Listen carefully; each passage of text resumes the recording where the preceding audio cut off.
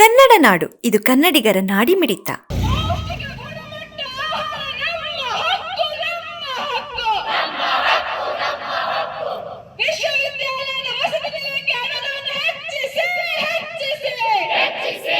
ಎಷ್ಟೋ ಜನ ದೂರದಿಂದ ಬಂದಿರ್ತಾರೆ ಸರ್. ಅವ್ರು ಬಂದು ಊಟನೇ ಸರಿ ಇಲ್ಲ ಅಂದ್ರೆ ಎಷ್ಟೋ ಮಂದಿ ಊಟ ಸರಿ ಇಲ್ಲ ಅಂತ ವಾಪಸ್ ಹೋಗಿರೋರು ಇದ್ದಾರೆ. ಫೀಸ್ ಕಟ್ಟಿರೋರ್ ಗತಿ ಏನು? ಮನೆಯವ್ರನ್ನೆಲ್ಲ ಎದುರಾಕೊಂಡು ನಾವೇ ಓದ್ತೀವಿ, ಏನಾದ್ರೂ ಸಾಧನೆ ಮಾಡ್ತೀವಿ ಅಂತ ಅವರು ಬಂದಿರ್ತಾರೆ ಅಲ್ವಾ, ಅವ್ರ ಗತಿ ಎಲ್ಲ ಏನು? ಬಂದಿರೋರು ಫುಡ್ ಪಾಯ್ಸನ್ ಅಂತೆ, ಅದು ಅಂತೆ ಇದು ಅಂತೆ ಯಾವ್ದಾವ್ದೋ ರೋಗದಿಂದ ಕೆಲವರು ಬಳಲ್ತಿದ್ದಾರೆ. ಕೆಲವರಲ್ಲಿ ಹಿಮೋಗ್ಲೋಬಿನ್ ಕಂಟೆಂಟ್ ಕೂಡ ಕಡಿಮೆ ಆಗಿದೆ. ಅಂತವರಿಗೆ ನಾವ್ ಏನ್ ತರ ಮಾಡ್ಬೇಕು? ಏನಾದ್ರೂ ಈ ತರ ಸಮಸ್ಯೆ ಆಗಿದೆ ಅಂತ ಹೇಳಕ್ ಹೋದ್ರೆ ಏನೇನೋ ಹೇಳಿ ಎದುರಿಸ್ತಾರೆ.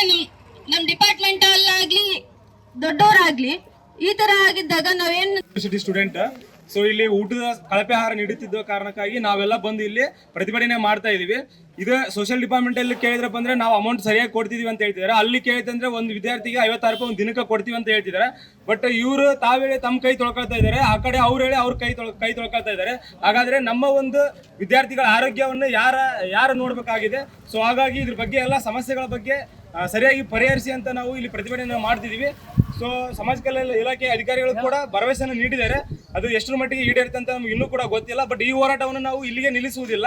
ಅವರು ಪರಿಹಾರವನ್ನು ಕೊಟ್ಟರೆ ನಾವು ಇಲ್ಲಿಗೆ ನಿಲ್ಲಿಸಿ ಅವ್ರಿಗೆ ಥ್ಯಾಂಕ್ಸ್ ಹೇಳ್ತೀವಿ. ಒಂದು ವೇಳೆ ನಿಲ್ಲಿಸದೇ ಹೋದ್ರೆ ಈ ಹೋರಾಟವನ್ನು ಬೀದಿಗೆ ಇಳಿದು ಹೋರಾಟವನ್ನು ಮಾಡ್ತೀವಿ.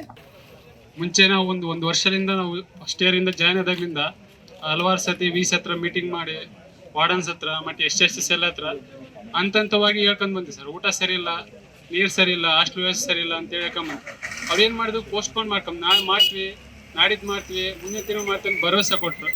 ಸೊ ನಾವು ಅಂತ ಏನು ಮಾಡ್ಕೊಂಡ್ವಿ ಸರ್, ಯೂನಿವರ್ಸಿಟಿಯಲ್ಲಿ ಒಂದು ವಿಶ್ವವಿದ್ಯಾಲಯ ಹೋರಾಟ ಸಮಿತಿ ಅಂತೇಳಿ ಮಾಡಿಕೊಂಡು AIDVO ಸಂಘಟನೆ ಜೊತೆ ಜಾಯ್ನ್ ಆಗಿ ಈ ಹೋರಾಟ ಮುಂದುವರಿಸ್ತೇವೆ.